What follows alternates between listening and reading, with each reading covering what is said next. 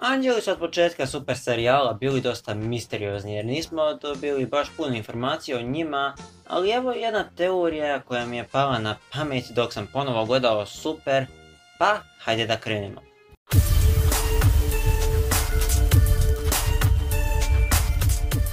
Prepare yourself, Dan Saiyan.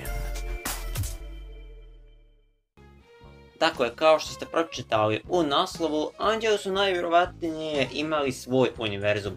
Međutim, tada oni nisu bili anđeli, već neka rasa koja je živjela u miru godinama, dok se nije desio rat između univerzuma za koje znamo da su danas izbrisani. U to vrijeme veliki sveštenik je bio samo dijete koje je želilo da preživi. Veliki sveštenik je odrastao u tom ratu te i preživljavao mnogo godina. Također je postepeno pronalazio djecu koji su izgubili svoje roditelje te se brinuo o njima. Godine su i dalje prolazile, ali rat nije prestajao. Veliki sveštenik je bio primoran zbog nedostatka hrane da putuje na razne mjesta zajedno sa djecom koju je pronašao. Ubrzo su pronašli svemirski brod koji je pripadao nekim protivnicima iz drugih univerzuma, te iako je bio oštećen, uspjeli su da odu na nasumičnu planetu na kojoj su ti ljudi bili pre njihove planete, gdje su i sreli starca koji im je pomogao da se sakriju i dao im hranu. Starac i veliki sveštenik su te noći razgovarali dok su djeca otišli na spavanje, te je starac rekao da će ih trenirati jer je čekao one za koje misli da će savladati njegov trening i spasiti multiverzum od propasti. Sljedećeg jutra starac je stvorio prostoriju, veliki sveštenik je zajedno sa svojom djecom ušao i trenirao sa starcem kojeg nisu mogli ni dotaći u borbi.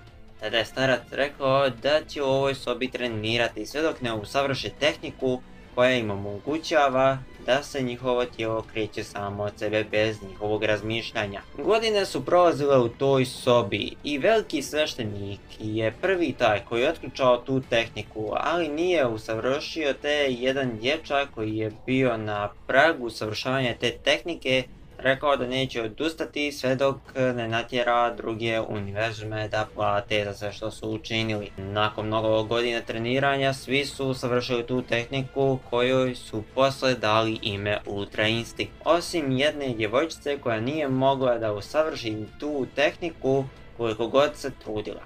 Starac je rekao da više nema vremena za gubljenje jer se i njegova smrt bliži, te ih je odveo do svemirskog broda s kojim su došli, te ga je sa svojim štapom popravio i rekao da moraju pronaći 7 mističnih kugli koje su veličine planeta koja će im ostvariti bilo koju želju, te i da izbjegavaju borbu koliko god mogu. U tom trenutku se čula eksplozija, starac je dao svoj štap velikom svešteniku, te je rekao da krenu i da će se on pobrinuti za neprijatelje. Sveštenik je znao šta će se desiti, ali ga je morao poslušati te je i krenuo. Starac se borio sa neprijateljima i uvidio da su to prijatelji onih ljudi kojima je oštetio brod kada su pokušali da pobjegnu sa planete nakon izgubljene borbe i sada su došli po osvetu. Zbog svoje starosti njegov Ultra Instinct nije bio savršen te je ubrzo poginuo u namjeri da zaštiti jedinu nadu koja je ostala. Ovdje ćemo završimo ovaj video i ovo je jedna od mojih omiljenih tema koju sam radio. Ako želite da vidite drugi dio ove teorije, ostavite like, sub i komentar i bio bih vam veoma zahvalan.